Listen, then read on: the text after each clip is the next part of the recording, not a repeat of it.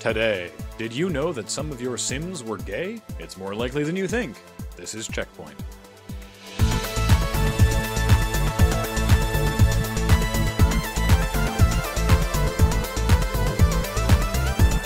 Welcome to CheckPoint, with a reminder that today is Gift a Game to an Aussie Day. That's right, it's your chance to help out your exploited fellow man.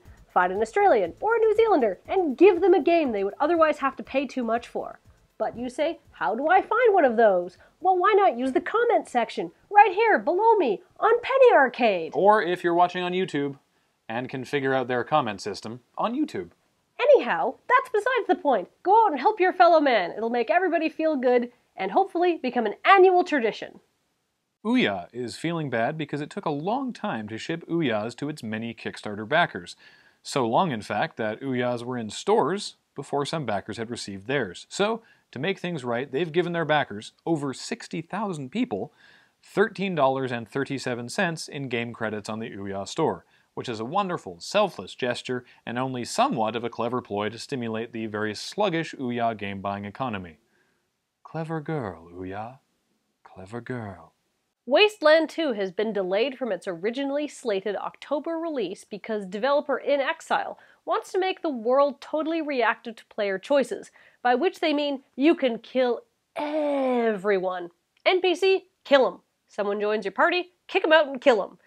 These decisions could even open up new interactions and permanently close off others.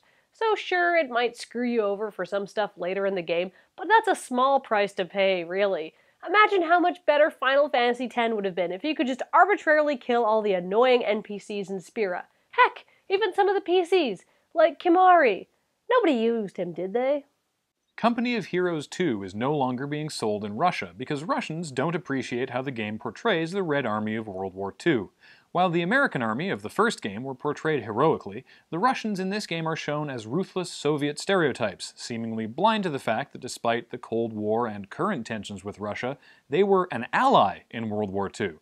Russian critics even claim that the game attributes certain Nazi war crimes to the Russians, which understandably makes them upset. But then what can you expect from a developer from Canada?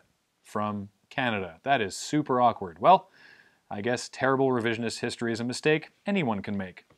You may not remember, but The Sims was one of the first big games that included same-sex relationships. Why? Well, as it turns out, the lead engineer made it that way, and nobody questioned him. Now, EA wasn't being hugely progressive, they just didn't think the game would do very well, so they didn't care very much. As it happens, nobody who played the game really cared either, and of course The Sims went on to be a huge hit. The moral of the story? The public is way more okay with same-sex relationships than companies think they are.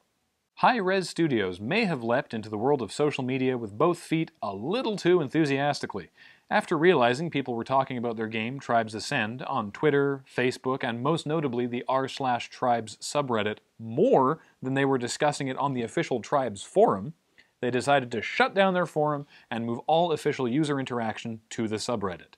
They did this with 24 hours notice and without telling the admins or mods of the subreddit. Oh, did we not mention that no one from the Tribes team is an admin or mod on the subreddit? The users reacted about as well as could be expected considering their dad just climbed up into the treehouse to see what you kids were talking about and decided to live there going forward. Someone find Hi-Rez a social media manager, would you? And don't forget, today is still Gift a Game to an Aussie Day. Help out somebody in Australia and New Zealand. I'm buying someone a copy of the Dark Souls Prepare to Die edition. Wait, I thought we said we were going to help these people. I am giving them the gift of frustration. Well, it's the thought that counts.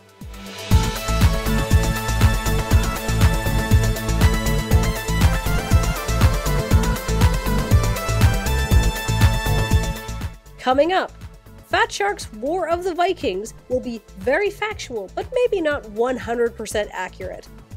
Turns out Vikings were actually kind of dull.